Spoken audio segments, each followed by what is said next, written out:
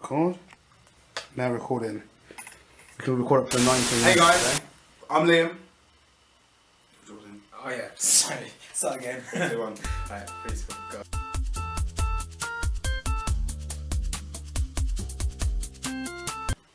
Alright, so in this episode 1, we're going to talk about movie debuts, what our personal choices are, and let you interact even and say what you think it is with it, who you think it was crap or whether you agree with it. So let's go with the start. Yeah, cool. I want to start with a debut.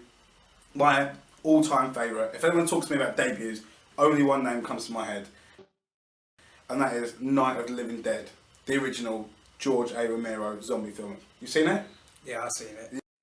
I mean, at the time, it was completely trend-setting. I mean, without it, we wouldn't even have the crazy zombie mania that we have now. There'd be no Walking Dead. There'll be no anything. And it's funny because for a movie that's black and white and you would think would be quite dated, it's actually very, very grounded in reality and actually holds up very well today. Actually holds up better, I think, than its 90s remake. Why do you think that is? I don't know. I mean, some of the themes in Romero, especially in his early trilogy, Night of the Living Dead, Dawn of the Dead, Day of the Dead, the originals, there's always a political theme at play. There's always something going on. I mean, at the time, it was very funny to have a black male lead who not only was a really nice guy, you know, he actually suffered tragically, unfortunately, due to spoiler alert. Sorry, guys, spoiler alert. If you haven't seen the movie, at the end, after surviving what I can only assume be a horrific ordeal, the local militia turn up and they're sweeping through houses and killing zombies. And they come across our main protagonist and kill him. They think he's a zombie. So it's unfortunate that a black man at this time, at the height of civil rights and racism, so makes it to the end only to be killed by the militia. It's a political statement, and his movies are normally full of political statements, and they're always a sign of the times. And that is why I think that Night of the Living Dead, without a doubt, if you ask me about debuts, Romero's first and best movie, definitely on there. How about you? Have you got any ideas for any? Iron Man, to be honest. The reason why I say Iron Man, it was a very different take on the superhero genre. It was Robert Downey Jr., who I thought at the time, why him? But then he just... Yeah, you love him, right? You can't... he took to Tony Stark like it was second nature to him. It was just... He is wow. Tony Stark. Yeah, it was the high look he had, the overall personality. You know, he is very arrogant. You know, he's very, very clever at the same time. But he's just... Yeah, it's sort of person you think, oh, what an arrogant git, but at the same time, you're like, you can't help but... Exactly, like, it was very... Guy. I mean, at the time, I think superhero movies at the time were all about, I guess, flawed individuals, people who were given powers and then it almost sort of removed their flaw, or, you know, or the opposite. They were very righteous, goodies. I'm not saying Tony Stark isn't a good person, a good character, but he's definitely got those grey areas, especially at the beginning. He's completely... He doesn't care. He doesn't care about doing the right thing. And, you know, he's still selfish. And we see that in later on movies, but you are correct. I think Iron Man actually is a very... Especially now, like... it was the thing that started, that catapulted the whole Marvel Cinematic Universe, which now obviously decimates anything at the box office. If Iron Man didn't succeed, you wouldn't have got Avengers. You wouldn't have got... Captain America, you wouldn't have got Guardians of the Galaxy, you wouldn't have got any of this stuff. So yeah, I completely agree with you. I think Iron Man is an amazing debut. That's another thing which I want to bring up on. Marvel's delved into their back catalogue, if you like, and picked up, even though people know who Iron Man is and the entire book franchise, it's still not a very popular one. Yeah. And even that's given them depth, or that's given them opportunity to delve into the other ones, such as Guardians of the Galaxy. I've never heard of him before they started talking about the film. So it's things like that, and it's grown. Completely. I mean, I heard of Guardians of the Galaxy.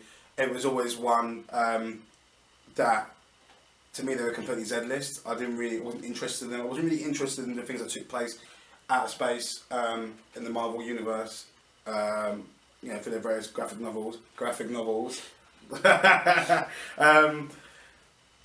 But yeah, I was really surprised. I was pleasantly surprised, and it's actually one of my favourite Marvel movies. I think it's amazing. And you know, as we said, none of this is possible without Iron Man. Iron Man is a thing that catapulted all of this whole Marvel Cinematic Universe. And yeah, it's an amazing debut. I want to go on as well to talk about television. I mean, I know we want to talk about movies predominantly, but I feel like the gap between television and movies is becoming so thin now that, you know, there are episodes of television that are just like long movies. You know, when put together, sorry, short movies, when put together, it's like the whole season is like a long movie. And I feel like no program embodies that more than The Walking Dead. I mean, obviously I mentioned the zombie thing again.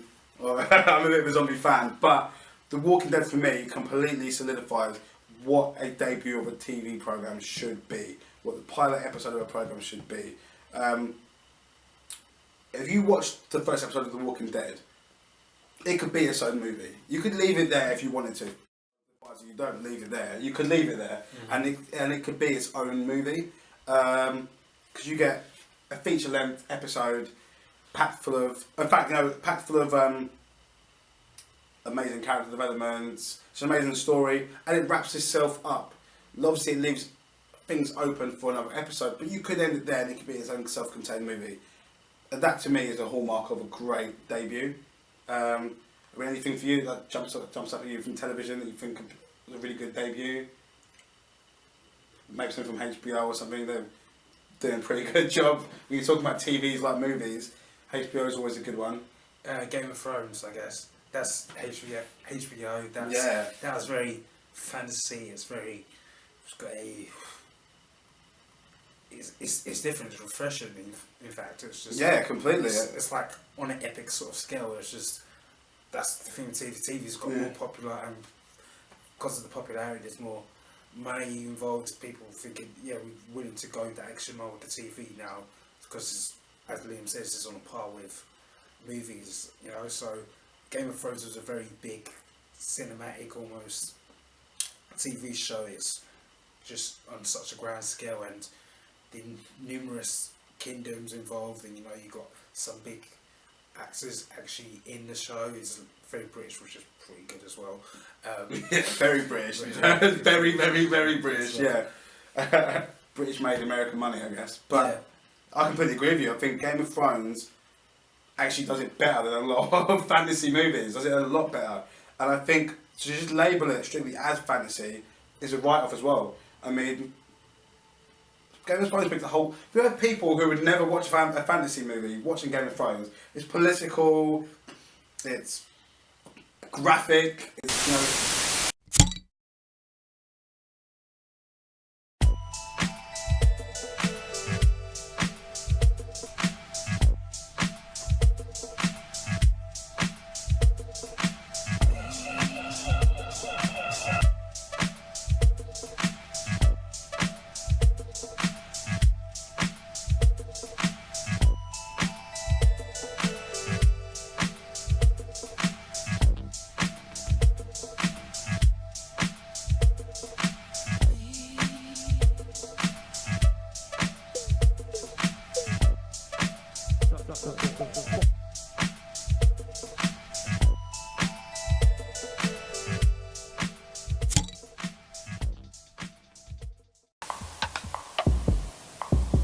Okay, unfortunately we're out of time.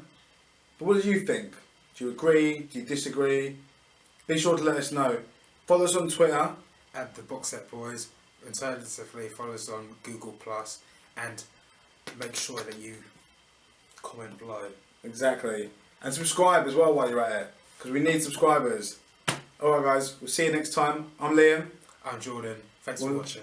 Yeah, that's alright. Thanks for watching. Bye.